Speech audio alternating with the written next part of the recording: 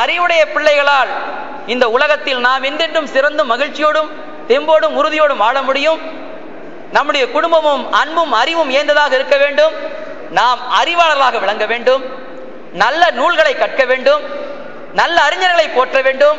நீங்கள் இல்வாழ்க்கை என்ற அதிகாரத்தை நீங்கள் பார்ப்பீர்களானால் வள்ளுவன் அதைத்தான் அடுக்குகின்றான். நான் இங்கு விரிக்க விரும்பவில்லை. அந்த அதிகாரத்தை வாழ்க்கை துணைநலம் என்ற இல்வாழ்க்கை என்ற அதிகாரத்தை நீங்கள் போய் பாருங்கள். இல்வாழ்வான் என்பான் இயல்புடைய மூவர்க்கும் நல்லாற்றி நின்ற துணை என்கிறார். இல்வாழ்வான் என்பான் இயல்புடைய மூவர். இன்ன வரைக்கும் பல பேர் மண்டையை பிச்சுட்டு இருக்காங்க. இதென்ன இயல்புடைய மூவர், இதென்ன இயல்புடைய மூவர்.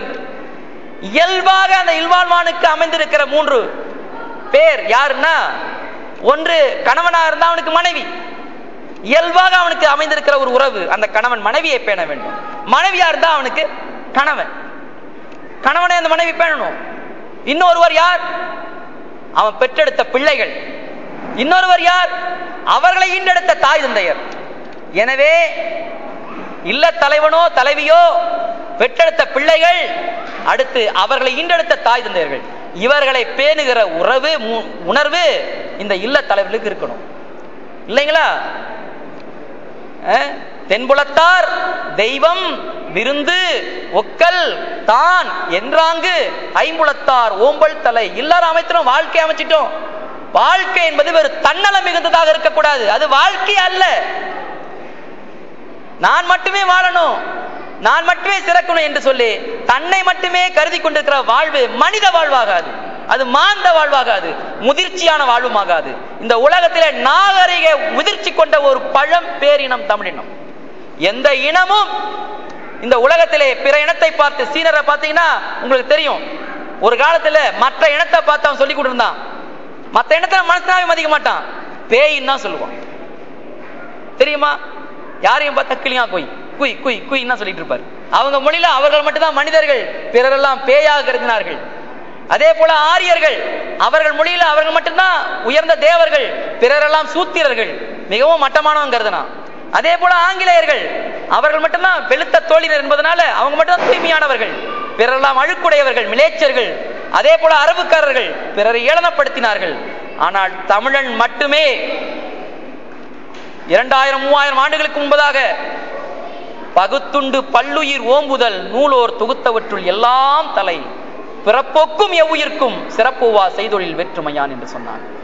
இவ்வளவு பெரிய உயர்ந்த நெறிய தத்துவத்தை உலகுக்கு வாரி கொடுத்தவன் தமிழன். ஆனால் அந்த திருக்குறளை இன்றளவும் ஒரு குறிப்பிட்ட சில மக்கள் மட்டுமே ஏற்றி போற்றி கொண்டிருக்கிறார்கள். இந்த நாட்டில் இருக்கிற ஏனைய மக்களும் திருக்குறளை மதிக்க வேண்டும், போற்ற வேண்டும் என்றால் முதலில் தமிழன் அதை மதித்தாக வேண்டும். நாம் அதை ஏற்றி போற்றியாக வேண்டும். நம்முடைய வீடுகளிலே வாழ்வியல் நூலாக திருக்குறளை நாம் முதல் நூலாக வைத்து நாம் போற்றோம். நம்மவன் எழுதினது, நம்ம தாய்மொழியில் எழுதினது, நம்மவன் நமக்கு கொடுத்த சொத்து, இந்த உலகமே பாராட்டக்கூடிய மிக உயர்ந்த ஒரு கருவூனம் இல்லைங்களா? அப்படிப்பட்ட ஒரு சொத்தை கையில வைத்துக்கிட்டு, தங்கத்தை கருவூலத்தை கையில வைத்துக்கிட்டு ஊரெல்லாம் தேடி போய் ஓடி போய் அலைஞ்சுக்கிட்டு இருக்குமே. இதை இன்னொரு மொழியில சொல்ல போனா இதை விட ஒரு வேதனை, இதை விட ஒரு வெக்கக்கேடு வேற எதுவுமே இல்லை. எனவே அன்பு கூர்ந்து திருக்குறளை படியுங்கள்.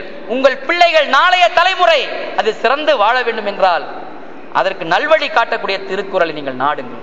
எல்லா வகையான திருக்குறள் உங்களுக்கு உங்களுடைய வாழ்க்கையிலே, உங்களுடைய வாழ்வியலே அது துணை செய்யும். திருக்குறளை பற்றி கூறுவதற்கு எவ்வளவோ செய்திகள் இருக்கின்றன. அதற்கு நேரம் போதாது, நாள் போதாது. இங்கே வகுப்பு நடத்துகிறார்கள், நானும் வகுப்பு நடத்துகின்றேன். ஒவ்வொரு நாளும் மின்னல் FM காலையில 6:35 நான் திருக்குறள் விளக்கம் செய்து கொண்டிருக்கிறேன். எத்தனை பேர் அதை கேட்கறீங்க எனக்கு தெரியல. யாராவது கேட்கறீங்களா? மிக்க மகிழ்ச்சி. அன்பு கூர்ந்து கேளுங்க. அதுல பல செய்திகள், இன்றைய கால வட்டத்திற்கு பொருத்தமான பல நடப்பு சூழல் சிக்கல்களை பொருத்தி திருக்குறளுக்கு நான் விளக்கம் செய்து கொண்டிருக்கிறேன். அது உங்களுக்கு ஏதாவது ஒரு வகையில் துணையாக அமையும்.